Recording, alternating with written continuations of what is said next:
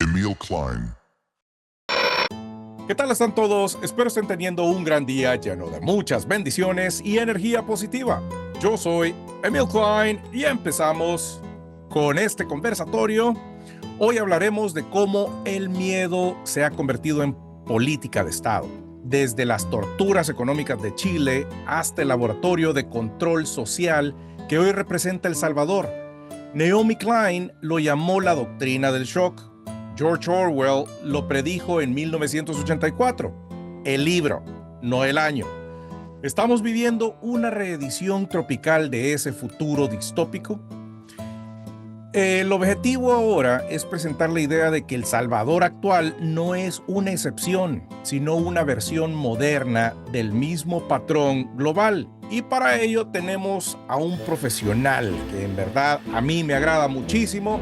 Es el sociólogo licenciado Walter Faguaga. Bienvenido. Hola, buenas. Mucho gusto saludarle, mi estimado Emil. Gusto estar aquí con usted nuevamente y con toda su audiencia. Y pues preparados para hablar de este tema tan complejo, polémico, pero necesario. Así que preparado. Exacto. Muchísimas gracias por aceptar la invitación. Correcto. Aquí estamos preparados para conversar. Muy bien. Y quisiera que nos explicara brevemente el planteamiento sociopolítico. Cómo las élites usan el trauma colectivo para imponer cambios estructurales. Sí, mire, quizás en primera instancia lo que hay que plantear es que este libro, escrito por esta periodista canadiense, ella en primera instancia empieza a abordar cómo la crisis, o lo que podemos llamar como una crisis, no es realmente en esencia algo que sea por antonomasia, es decir, algo que nace porque las cosas así son, ¿verdad? O como se había pensado en un momento determinado, sino que más bien que toda crisis, en este caso toda situación que se genera en un estado, en un país, obedece a un ejercicio planificado para crear sobre la crisis una solución. Pero esa solución que se articula no es nada más ni nada menos que los intereses que puedan tener determinadas corporaciones, o en este caso estados corporativos, para generar dentro del propio sistema alternativas que seducen para poder implementarlas. Ahora, con eso lo que está buscando es un amplio proceso de ingeniería social para obtener un fin determinado.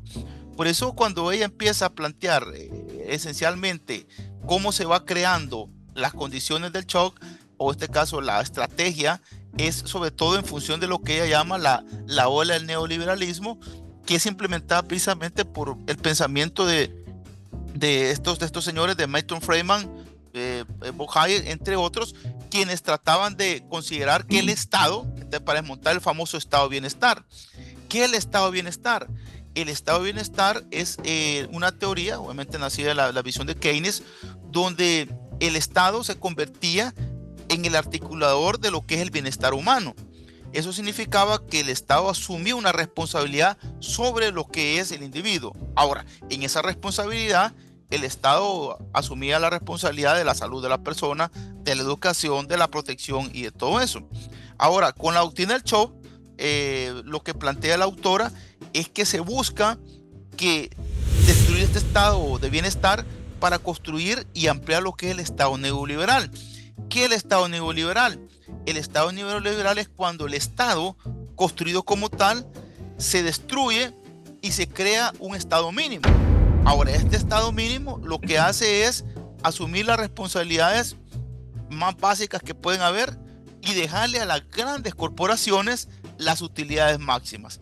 ¿Y qué significa eso? En otras palabras, que asumiendo la crisis, quien va a ser la solución es quien la provoca.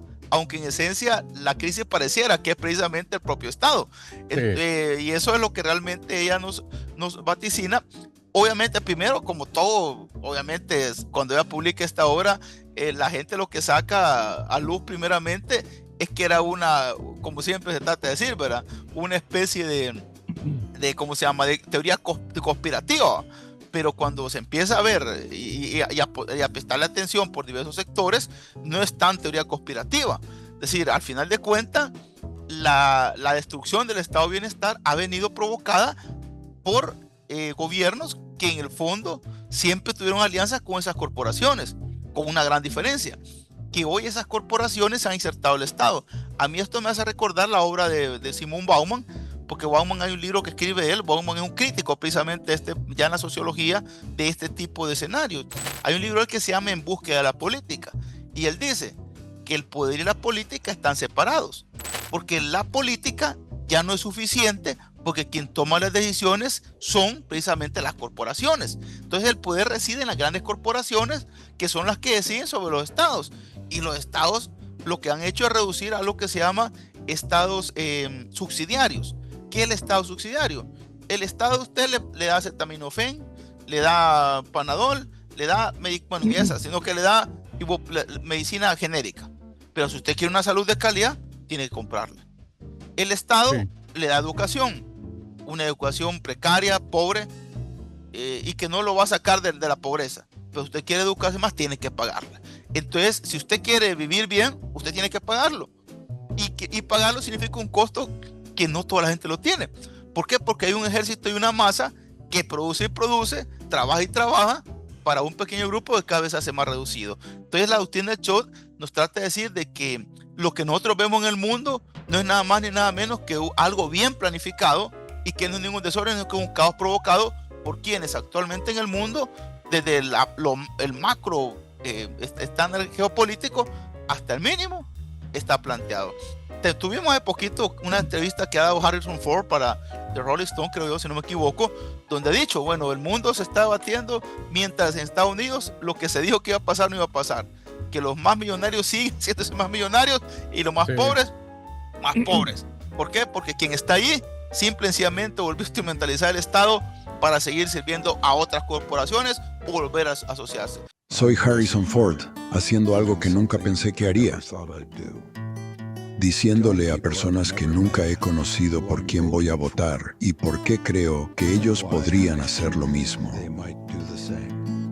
En estas elecciones voy a votar por Kamala Harris y Tim Walz. ¿Estoy de acuerdo con todas y cada una de sus políticas? Por supuesto que no. ¿Creo que son perfectos? Vamos, por el amor de Dios. Son personas como tú y como yo. Pero estas dos personas creen en el Estado de Derecho. Ellos creen en la ciencia. Ellos creen que cuando gobiernas, lo haces para todos los estadounidenses. Ellos creen que estamos juntos en esto. Estas son ideas en las que yo creo. Estas son personas a las que puedo apoyar. Mira, yo estoy frustrado por muchas cosas en este país. Estoy seguro de que tú también. Pero el otro tipo pasó 4 años enfrentándonos entre nosotros mientras abrazaba a dictadores y tiranos de todo el mundo. Eso no es lo que somos. No necesitamos hacer a Estados Unidos grande de nuevo. Vamos, ya somos grandes. Lo que necesitamos es volver a trabajar juntos. Lo que necesitamos es un presidente que vuelva a trabajar para todos nosotros. Entonces la teoría de Choate nos sirve precisamente para comprender que la naturaleza del poder corporativo, de las economías, siempre no está dada a lo que es el libre albedrío, sino que bajo una planificación bien dada de corporaciones que siempre quieren adueñarse del mundo y que en alianza con los políticos locales que se corrompen hacia eso, pues terminan cediendo fácilmente. Entonces yo creo que por ahí podríamos ver nosotros que es un planteamiento de una investigación bastante, una periodista que nos trata de decirnos, miren, el mundo no es como nos lo quieren presentar, sino que hay elementos que lo han construido para que lo veamos tal como está puesto. Exacto, sí, porque en El Salvador el shock no vino de un desastre natural, sino del miedo cotidiano. Las pandillas, la inseguridad de la pobreza, y luego el shock digital del Bitcoin y el régimen de excepción. O sea, hay tanto que están como disparando ahí en El Salvador como para que la gente vaya viendo qué es lo que necesita, ¿verdad? Y con ello viene el paralelismo con 1984 de George Orwell. Sí, correcto. Sí, el control mediante el miedo. El no votar a favor de la continuidad de la prórroga del régimen de excepción es estar en contra de las grandes mayorías de este pueblo. Las grandes mayorías de este pueblo en cantones, ciudades, todos dicen continuemos con el régimen, porque si no van a regresar más violentos que antes. La manipulación del lenguaje. Van a pedir que liberen ya a este tipo que está aquí en la foto. Son libres de leer toda esa prensa de sangre, esos que se iban a dormir con mareros para sacar unos reportajes de premios que les da un mafioso allá en Washington. La guerra es la paz, la libertad es la esclavitud y la vigilancia constante. Mire que eso también hablan de una policía del pensamiento, ¿verdad? Sí, sí, claro. Es el parque Orwell igual, es decir, es literatura, muchos por eso le quitan crédito, ¿va? Pero no, realmente estas obras tienen planteamientos en autores muy respetables en la sociología y en la filosofía en general y en la psicología. Yo le puedo plantear uno, Michael Foucault. Foucault es un gran pensador. Foucault, y si usted ve los planteamientos de Foucault o Pierre Bourdieu también, franceses ambos, encuentra las ideas de Orwell, de Klein, entre otras, para poder plantear lo que está sucediendo. Imagínense nosotros, le voy a decir, nosotros cómo hemos vivenciado la teoría del show un poco en el país, en los 90 por lo menos, cuando comienza la era de las privatizaciones en El Salvador. En aquel momento nos dijeron que el Estado había fracasado, que si queríamos telefonía había que privatizar, si queríamos una energía eficiente, es decir, todos nos dijeron y parecía que así era. Parecía, es decir, pero como la terapia, es como la terapia del show, es decir, usted va domesticando, en otras palabras, a alguien, lo va domesticando, es la palabra clave, ¿va? Si lo que hemos traducido al español salvadoreño, usted quiere domesticar a alguien, quiere el amansaburro, pero así con choques, de pequeños choquecitos hasta acostumbrarlo al fin del control. Por eso, ¿qué pasa? Usted se acuerda, la publicidad en esa época hasta salía, me acuerdo yo, estaba pequeño, pero me acuerdo perfectamente. Fidel Castro quiso modernizar, hasta Fidel Castro el ejemplo, las comunicaciones, privatizó la telefonía y le ponía ejemplo en el mundo que no era algo malo. Ahora, tantos años después, nos seguimos quejando de la telefonía, por los precios, por el servicio, por la cobertura. Tal vez no era como antes, que es cierto, usted pide una línea telefónica, tardaban 10 años en ponérsela, pero eso no era una cuestión de hacerlo corporativo, sino que reformar el propio Estado. ¿Qué pasó? Como decía un amigo, en las letras grandes se veía bien bonito, se va a vender Antel, se va a vender esto, y en las letras chiquitas decía, estas empresas van a ser vendidas a entes internacionales, pero al cabo de 6 meses pueden ser adquiridas por franquicias nacionales. Ahora, ¿qué franquicias nacionales adquirieron eso? Lo mismo que las vendieron del Estado. Arena se enriqueció en un momento de fractura social y bajo la aplicación, si lo podemos ver, de esta teoría. ¿Por qué? Porque le dijo a la gente que la única manera de desarrollar el Estado era reduciéndolo y entregándoselo a corporaciones. Otro gran defalco, las AFP. La AFP pasó en la misma cuestión. Ahora, todo eso venía por una cuestión que yo le explico a la gente muchas veces. Nuestros políticos les gusta cobrar facturas. Y Arena se atribuyó ser el partido de la paz. Y eso, en su teoría y en su planteamiento, le daba el derecho de hacer lo que quisiera con el país. En 2009, cuando el FMD llega, dice, ellos también necesitan mi factura. También. Hoy, usted está viendo el mismo síntoma.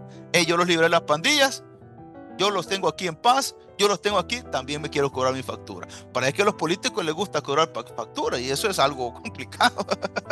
Mire, y estaban ahí diciendo también uno de los políticos de Estados Unidos que supuestamente Cuba no tenía ninguna restricción, que ellos podían comercializar, pero le digo yo a esta persona, sí, es posible que ya hayan levantado todas las restricciones y todo, pero ¿de dónde van a sacar dinero si no pueden invertir? Pues si no, o sea, ellos no se quieren meter en líos de endeudarse, pero están criticando eso, que Cuba ya está abierta a todas las fronteras y que ya está abierto todo y que pueden hacer negocios con todos los países.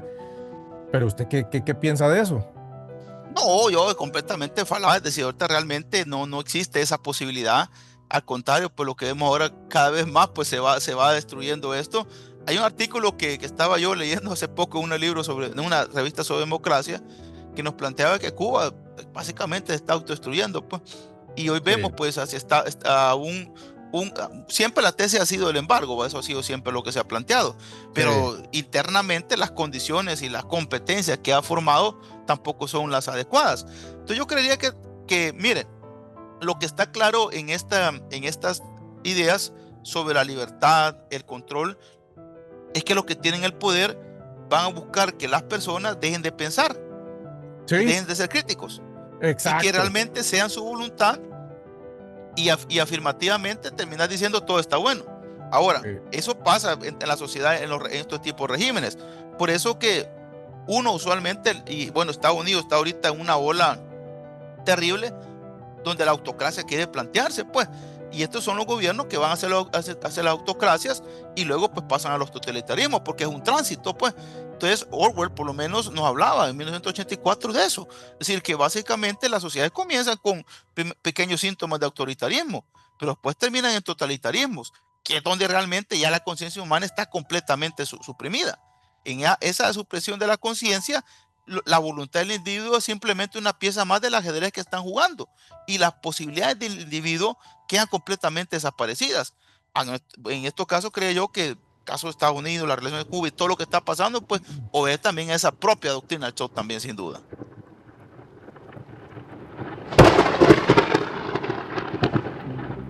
¿Para qué sirve la propaganda? Sí, le decía yo que la propaganda usualmente es un uso instrumental. Ahora, cualquier gobierno hace uso de la propaganda, eso no, es decir, no hay que ser tampoco uno fuera de control, pero el problema es cuando la propaganda se convierte en un medio de manipulación y búsqueda del poder absoluto. Y esa es la diferencia. Usted como gobierno, cada gobierno pues va a hablar de sus logros, pero aquí en el punto, ¿cuál es el objetivo de la propaganda? ¿Cuál es el objetivo de la publicidad? Y no necesariamente es demostrar lo que usted ha hecho, sino que sostener el poder y ampliarlo. Lo que le decía yo a las escuelas, aquí no se ha construido una nueva escuela, se están remodelando escuelas en función obviamente de una necesidad que es obvia y que ya, como se dice, los gobiernos del pasado, incluyendo los de los 5 años anteriores, no le prestaron la atención suficiente. Ayer se hablaba de 70 escuelas, pero la gente está cuestionando, es decir, el sentido crítico, la gente está cuestionando, y que no eran 2 por día, pues. Y si yo sumo desde mayo que anunció para acá, ¿cuántas van? Entonces, y en el territorio, la gente le dice a uno, mire, la escuela esta, un día andaba ya por Metapán, hay una escuela que tiene 3 años de estarla reparando y los niños tienen que alquilar un local ahí, y los padres de familia están poniendo de costo. Yo ahí por mi casa están remodelando algunas, y ahí están los hipotes pagando, han pagado todo el año porque no hay dónde instalarlos. Y así usted va a ver de que es un programa, y como le digo, se ha hecho improvisado. Y les salen en la mañana. ¿Por qué le ha tocado porque en mayo que salieron anunciando, dijeron que no podemos hacer las 3 por día, y reconoció el error? El problema es que es un gobierno que no planifica, que solo está ejecutando. Y si yo quiero cuestionar también y ponerme también a cuestionar, mire, ahí están involucradas tantas entidades, porque el énfasis es realmente sacar a luz algo que no es. ¿Por qué? Porque quiere construir un régimen de verdad. Y el régimen de verdad, obviamente, es para crear las condiciones para los que hablamos de derecho. Ahora, a nosotros, fíjese que esto, creo que la pandemia fue bien clave, porque la pandemia fue para este gobierno el primer instrumento de adoctrinamiento. Sí. Yo los protejo, yo los salvo, yo quiero salvar sus vidas. ¿Dónde empezó usted a acostumbrarse? De ahí fueron las pandillas, hoy es la economía. Es decir, hay una construcción de un régimen de verdad y lo que es un control para hacer una pedagogía del control de la persona. Ahora, no por balde la publicidad y todo. Ahora, yo mido mucho la opinión pública y mucho lo que es las reacciones, y lo que son medios oficiales y canales propiamente gubernamentales, los apoyos se ven exacerbados. Por supuesto, hay un montón de cuestiones que pueden explicar. Entonces, si usted busca los medios que no tienen que ver directamente con el gobierno, usted va a ver solo risas ahora, carcajadas, desaprobaciones, porque hay un sector de la población que ya no compra eso. Si la gente no está comprando eso, porque comprendió de que la naturaleza de esto es el control político. lo que hablamos del régimen de excepción, le decía alguien en la mañana, si el régimen de excepción no sostiene por las pandillas, si las pandillas pues ya están, bueno, los que son, muchos hasta afuera están, y muchos de los que no son están encerrados, pero el régimen de excepción permite el control político, es decir, le revisa a uno las comunicaciones, no le permiten la libertad de asociación, inclusive hay personas que están encarceladas, y todo, es decir, bajo la excusa de eso. Ahora, cuando eso se naturaliza, estamos en el sentido común planteando que el autoritarismo es el camino, y aunque le guste o no le guste a muchos, ese es lo que es un sistema autoritarista. Y es que el problema es, don Walter, que hay muchas personas que están diciendo, o sea, todavía tienen ese pensamiento que uno lo que está haciendo es defender a los pandilleros, que dice, es que vos sos familiar de algún pandillero y por eso que querés que regresen los de antes. Y eso es lo peor. Esta gente todavía está engañada, que cree que uno quiere que regrese El Salvador de antes. Y uno pone, o sea, uno en verdad no critica lo que se está haciendo porque uno mira la infraestructura. Puchica, la infraestructura tiene, o sea, hay un gran lujo, está muy bonito. Hay cierta infraestructura que ha sido construida, pero como que ha sido construida con harina, porque cada vez que llueve se cae, ¿verdad? Pero, por otro lado, por otra parte, sí hay cosas buenas que son plausibles, pues, o sea, se puede aplaudir, pero siento yo que hay mucha gente confundida con ese término. Imagínense. Vaya, dice, en 1984, el libro, me refiero al libro, la gente aprendía a amar al gran hermano. ¿Sí? En 2025 aprenden a tuitearle emojis de fuego porque lo adoran. La diferencia no es ideológica, es tecnológica. Ahora, viene el shock salvadoreño. Del miedo a la obediencia. Bloque del análisis, vamos a ver. El régimen usa el miedo a las pandillas como herramienta para legitimar un estado de excepción permanente, pero también ocupa las pandillas como pretexto que dicen que nosotros estamos protegiendo a esos pandilleros simplemente por criticar un poco la forma en que se está haciendo. Perfecto que haya estructura. Lo que no nos parece es que se tengan que endeudar hasta los calcetines para hacer estas cosas. Sí, lo que pasa es que, miren, el miedo es un arma de control social y eso lo aprendimos en el feudalismo. Exacto. Yo le explico a la gente que en el feudalismo, ¿qué pasaba? Como se rompió el régimen o del Imperio Romano, se crearon las grandes hordas nórdicas, ¿verdad? Que llegaban a los pueblos grecos romanos e invadían y hacían, a alguien se le ocurrió levantar muros y que levantó muros le ofreció protección y les dijo, va, a cambio de protección quiero su voluntad. Ahí nació el feudalismo. Y nosotros todavía en la mentalidad feudalista se maneja precisamente que la seguridad es más importante, absolutamente más importante y que cualquier otra cosa. Y si bien es cierto, la seguridad es importante porque es importante la vida, pero no sufraga derechos. Porque cuando usted le entrega su voluntad, alguien le está entregando sus derechos. Y cuando en El Salvador se mantiene un régimen de excepción por 3 años, es porque usted le está entregando la voluntad a un político. Y le está diciendo que la única manera que él gobierne y le solucione sus problemas es entregándole sus derechos. Eso es naturalizar el autoritarismo. Ahora, cuando yo digo, miren, de aquí no tenemos nada a favor de las pandillas. Al contrario, queremos que lo agarren de verdad, pero para eso el Estado tiene que hacer una política más ampliada porque miren, si la mayor parte de pandilleros que agarran en los últimos tiempos es porque la gente le llama por teléfono bajo denuncia ciudadana. Es decir, yo no he visto realmente que a menos de cuando se hace el espectáculo de los famosos cercos, ¿verdad? Que hacen el gran cerco con 5,000 policías soldados y lo agarran a 2 personas y una viejita. Sí, exacto. Y como les digo, y no le han tocado a las pandillas lo más duro que es la economía.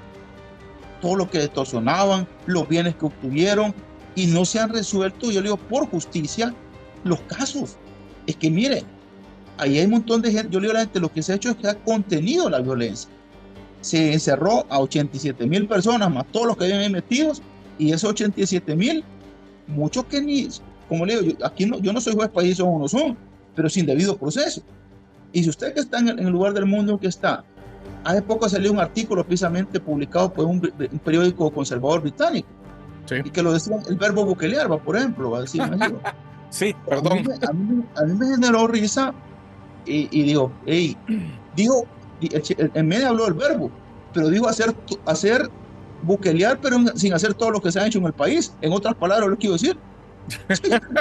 Ciudadanos populares de Inglaterra, pero sin hacer lo que hizo en El Salvador, pero utilizando el verbo. Sí, Es decir, exacto. en otras palabras, es una semántica contradictoria y una operación lingüística que aquí dice la gente, no, pero usted no va a resolver problemas creando otros problemas. Y eso es lo que El Salvador está haciendo en ese sentido. Por eso cuando se cuestiona el tema de seguridad, no se cuestiona en función de que no se reconozca que ha habido un cambio en algunas cosas. Sí, yo creo que la policía ahora es más efectiva, creo que las autoridades son más eficientes para encontrar delitos. Se ha logrado encerrar, sí, a buena parte de los que hacían daño, pero si no se resuelve el problema de justicia, que es dotar de recursos para que haya más fiscales, procuradores, que dejen encerrado al que es y que saquen al que no es, y que se levante ese régimen para que el país haga una política de seguridad sin violentar derechos ciudadanos. Eso es lo que se pide. Ahora, alguien me va a decir, ¿vos por qué estás a favor de ellos? No, yo fui víctima. Si a mí me asaltaron, a mi casa me matan varias veces. Sí, sí, sí. Inclusive me mataron a mi suegro. Si yo no estoy diciendo que las pandillas sean bondades, no, al contrario, con que hay que ir a traer a los que dejaron ir también, hombre. Que varios que Exacto. sí, Exacto. sí. Es decir, y aquí viene el punto, pues, y como lo decía un día en otro programa, ¿verdad? Miren, si hoy está acusando a Arena el FMLN, hasta lo quieren desaparecer porque negociaron con esos individuos, pues los que están ahora, si hicieron la misma, tienen que también pasar por el mismo crisol en su momento. Porque las pandillas se convirtieron en estructuras que amenazaron la seguridad del Estado. Ahora, cuando uno critica eso, ahora se expone a una situación que a uno lo acusa cuando en ese régimen de verdad trata de decirnos que hay buenos y malos. Yo le explicaba en aquel día, ¿qué tal aquella persona que a alguien le cayó mal, le hicieron el telefonazo y la metieron presa, va a estar de 5 años metida ahí en la cárcel? No vamos a hablar por esa persona. Claro que hay que hablar por esa persona. Hay que hablar porque esa persona usualmente también es víctima del Estado. Entonces no es fácil estos temas. Y yo creo que debatirlos, discutirlos y siempre poner el punto crítico es una tarea de un ciudadano que quiera realmente hacer las cosas adelante. Yo le decía a alguien un día, yo puedo inclusive hasta estar a favor de un gobierno, pero tengo que saber ser el primer crítico para decir, si yo los puse ahí, también soy el primero en decir que soy el crítico de ellos, pues. Pero muchas veces quienes sostienen a veces la propaganda o la parte ideológica, lo que buscan es realmente mantener un status quo. Y cuando los gobiernos exacerban lo que es la comunicación a una propaganda, el objetivo no es otro más que el control político. Y el control político es también el control del Estado. Y el control del Estado es el control de las corporaciones y los negocios que se hacen así. Porque nuestros estados son muy patrimonialistas. Todavía viven y se construyen de ser beneficiarios de muchos. El neoliberalismo trató de decirnos que el Estado había que reducirlo. No era reducirlo, era quitarle sus capacidades de ser un Estado para el servicio de la gente y convertirse en un Estado para el servicio de las corporaciones. Si no, veamos el centro de San Salvador, lo limpiaron, pero quienes están haciendo dueños son las corporaciones. Muy bien. Mire, le iba a hacer una pregunta. Yo con esto del régimen de excepción siempre he tenido este cuestionamiento. Digo, siempre han habido más pandilleros que soldados y policías juntos. Adentro de las organizaciones como de la Fuerza Armada, de la Policía Nacional Civil, siempre ha habido corrupción y han habido pandilleros infiltrados. ¿Cómo es posible que teniendo más pandilleros pudieron atraparlos? Y cualquier persona diría, sí, pero es que no se hizo de la noche a la mañana. Ok, fue rápido, fue rápido. Se vio que en unos meses eso disminuyó muchísimo. Y ya sabemos que hubo un pacto entre, bueno, dicen el gobierno y las pandillas. Y que más o menos hubo como un engaño. Pero ¿cómo es posible tener más pandilleros, más criminales que policías y que Fuerza Armada y que aún así se atrapen a todos estos pandilleros? ¿Cómo fue que sucedió? Sí, pues esa es una de las grandes dudas. Usted vio hace poco lo que pasó en Brasil, ¿va? Se metió la Sí, sí, policía sí. a hacer con los pandilleros y fue una guerra terrible, pues. Sí. Ahora, por supuesto, ahí hay una hipótesis que es bien importante plantearla, que son las capacidades de fuego.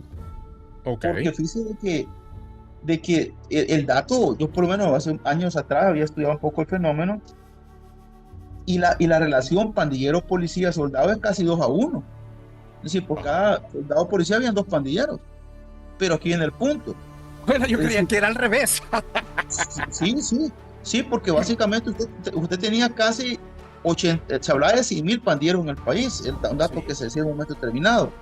La fuerza policial andaba por 25, la fuerza armada por 8.000, 10.000, es decir, lo doblaban, triplicaban muchas veces. Ahora, lo que pasa es que las pandillas también eran complejas en sus estructuras, porque el pandillero, no todo el pandillero era por sí mismo un tipo entrenado para la guerra. Y ese otro gran punto que es importante. El pandillero como estructura tenía varios niveles.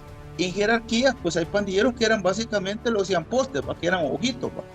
Otros eran los, es decir, era un grupo de personas, y habían los gatilleros, que supuestamente los gatilleros, que eran los que asesinaban, ¿verdad? Eran los únicos preparados en armas. Sí. Estos no eran mayoría, pues, no eran tampoco que eran un montón, pero lo suficiente como para crear caos, pues. Y la otra es cuántas capacidades tenían las pandillas. Para el año 2018-2017 se consideraba que su poder letal de armas, aun y cuando era grande, no era suficiente para combatir la policía. Por eso usted se recordará que en el periódico El Faro hicieron un par de reportajes señalando grupos de exterminios, porque cuando había un enfrentamiento entre policía y pandilleros, casi que en buena parte era raro que le pegaran a un policía, y se veía que como que los policías, pero y en el momento criticaba que decían que era un grupo de exterminio, pero cuando era cuestión de fuerza letal en un enfrentamiento, si no era una emboscada, si usualmente sí pasaron, era en el enfrentamiento cuerpo a cuerpo ganaba la policía, por entrenamiento y por la capacidad de fuego. Y las pandillas usualmente el tipo de arma que tenían no era para enfrentarse. Entonces, cuando esto el régimen, muchos dicen que lo que pasó fue de que ahí los líderes entregaron su hueste, dieron toda la información, y automáticamente, pues ya con el conocimiento, porque la policía no nació en 2021, nació en 2023 y fue acumulando conocimiento. Lo que fueron a hacer, irlos a traer, irlos a recoger, irlos a encerrar, pues porque ahí se ven las estadísticas. Imagínense, de marzo a septiembre de 2022, 70.000 capturas. Imagínense, es increíble, pues. Fueron capturas en masa. Lo único que se pareció fue algo que se hizo en 2009, 2010, que la prensa gráfica sacó un reportaje que se llamaba El Show de las Capturas, que en un año calendario hicieron 50.000 capturas de pandilleros, pero solamente fueron llevados a juicio como 3.000. Eso se habla en aquel momento. Wow. Entonces, la policía sí podía tener mucha capacidad de reacción, ¿verdad?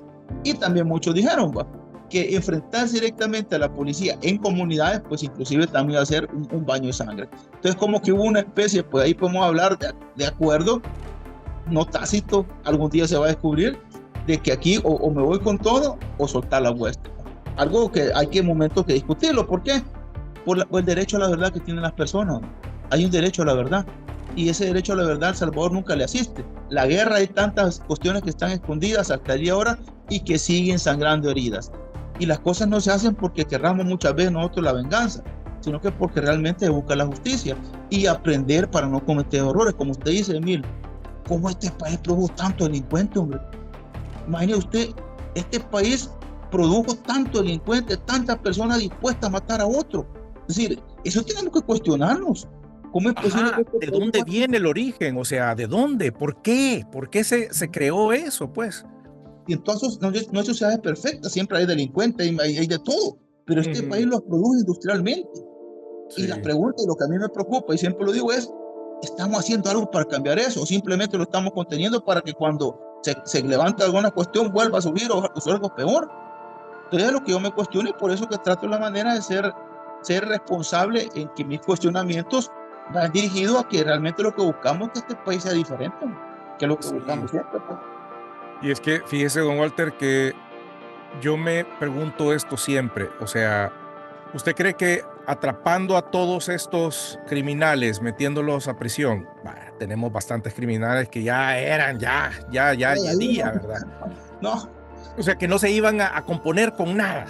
Entonces, se tenían que meter ahí en la cárcel, excelente. Pero ahora estamos hablando de que están apresando a niños de 11 años, 10 años, simplemente por hacer señales de pandillas y todo eso. ¿Usted cómo mira esto? mire, yo lo veo desde este punto de vista. Si esos niños están haciendo eso, porque usted no ha quitado el problema todavía a la comunidad. Y ahí está el punto. Si el punto no es que realmente, y cuando sale eso ahí, y uno opina, le dicen, te defienden. No, es que todavía no ha quitado lo que yo le digo. Se ha atacado el efecto, no la causa. Y la causa está en la comunidad, en la atención a la comunidad. Es decir, el gobierno, los gobiernos han sido en su regla punitivos con el problema y no preventivos. Yo le digo, hace rato hubieran contratado equipos de psicólogos, de sociólogos, antropólogos, gente que fuera a las comunidades a trabajar, a reeducar a la gente, a enseñar cultura de paz. Eso no lo estamos haciendo. Lo que estamos haciendo es un Salvador donde hay buenos y hay malos. Los buenos son los que están conmigo, los malos son los que no me quieren. Eso no es el Salvador que queremos. Queremos un Salvador donde todos seamos ciudadanos salvadoreños, ciudadanas salvadoreñas. Y no un país donde estamos dividiendo y acusándonos. Porque en realidad lo que buscamos es una cultura de paz. Y por eso, a pesar de los avances en seguridad, El Salvador no va a los 100 en cultura de paz, en ese índice mundial de paz. Porque el índice mundial de paz no solamente le ve a usted la ausencia de violencia, sino las condiciones que crean violencia. Y un país donde existe violencia, existen matices hacia la violencia, son aquellos que también no existen condiciones para su desarrollo. Entonces yo creo, y en buena parte considero, que si no se ataca esa raíz, que es la que engendra la violencia, difícilmente. Exacto, muy bien. Entonces, ahora vamos a ver, le vamos a dar una tarea aquí y queremos que analice el perfil del nuevo ciudadano post-shock. Sí. Obediente, despolitizado, pero vamos a ver, obediente porque emocionalmente está agotado, dependiente del Estado salvador, me refiero a un héroe, ¿verdad? Despolitizado, pero ideológicamente fanático y que vive bajo la ilusión de seguridad y modernidad. Sí, pues bueno, mire, en esencia, como acuérdese que ahí se aplica la teoría, Foucault le llamaba retomando la idea carcelaria de la famosa, de lo panóptico, ¿verdad? El gran hermano. Entonces, exacto. Correcto. O lo que dice Bauman, una vigilancia líquida. Entonces, en esta época postmoderna, la construcción del perfil del ciudadano es precisamente crear un ciudadano que sea eminentemente obediente. Eso significa, como decía Hannah Arendt, cuando habla de la banalidad del mal y el totalitarismo, ella dice, la disciplina no es en esencia mala, pero cuando se ocupa como un arma de adoctrinamiento, es básicamente un mecanismo de control. Entonces, cuando usted condiciona a las personas a una obediencia ciega, está adoctrinando. Eso es un primer punto, la obediencia. El segundo, sentir que la seguridad por sí misma es una garantía de todo. Cuando la seguridad es un derecho, es la responsabilidad del Estado. Sin quejarnos. Es decir, el Estado no es el que le está recibiendo por sí mismo el hecho de estar seguro.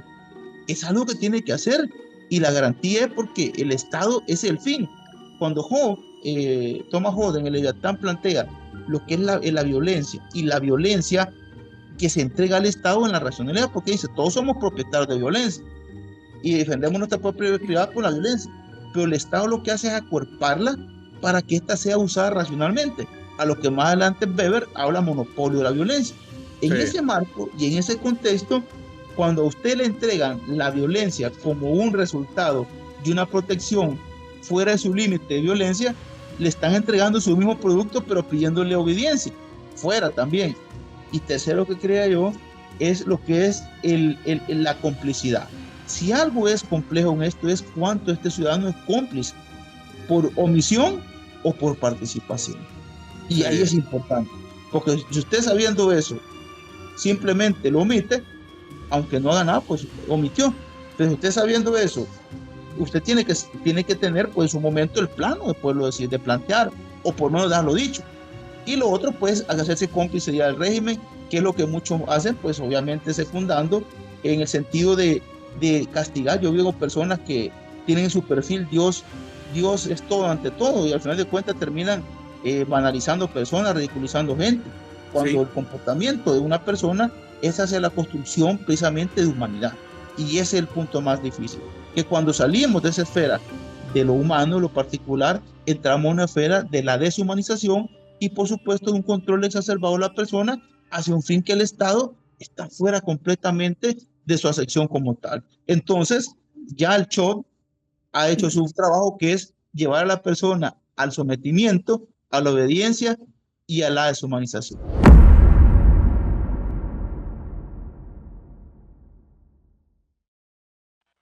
Emil Klein,